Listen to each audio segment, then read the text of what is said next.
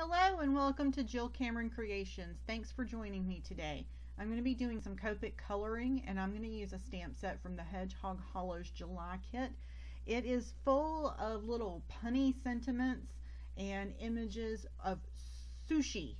And unfortunately I can't eat sushi because I'm allergic to seafood and stuff. And I know there's a couple of sushi rolls and that kind of thing that don't have seafood in them, but for the majority of it I can't eat any of it. So I had no idea what this stuff looked like. I knew what like a California roll looked like, but other than that I had no idea what these things look like. So I realized that they're cartoon images, but I still wanted to have them actually look like they were pieces of sushi, and I had no idea what some of these were. So I went ahead and I did a Google search and to look up sushi images, and I included the word cartoon in them so that they would be relatively close to what I was looking at, because I had no idea what I was looking at. I'm sorry, my voice is kind of coming and going today, so if it goes out for a minute, I'm so sorry.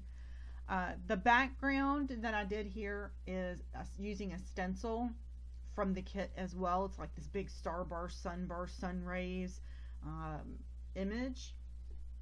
So what I did first was I took a panel of Neenah Solar White and I ink blended some antique linen onto the background. It's a very warm color, but it's not like in your face. It's just a very warm color. And I ink blended that first in the center of the cardstock.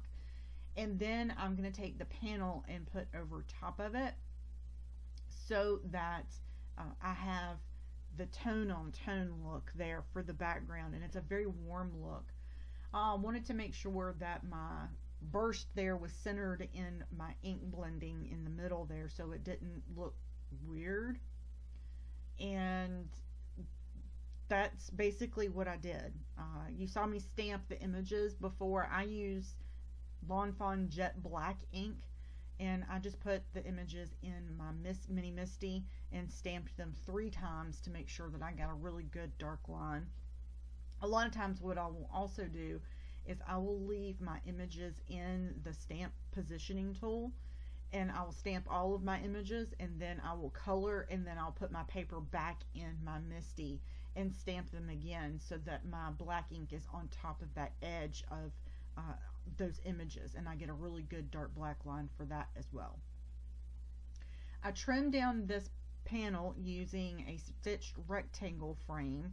I'm noticing that a lot of companies are discontinuing the stitched rectangle frames, so if you really want those, you need to go and see if you can't hunt those down and grab them, because I use them for everything and I think they're great and absolutely love them. Anyway, to create rice in the sushi images, I just did dots. I did a solid color background and then I just dotted in the color.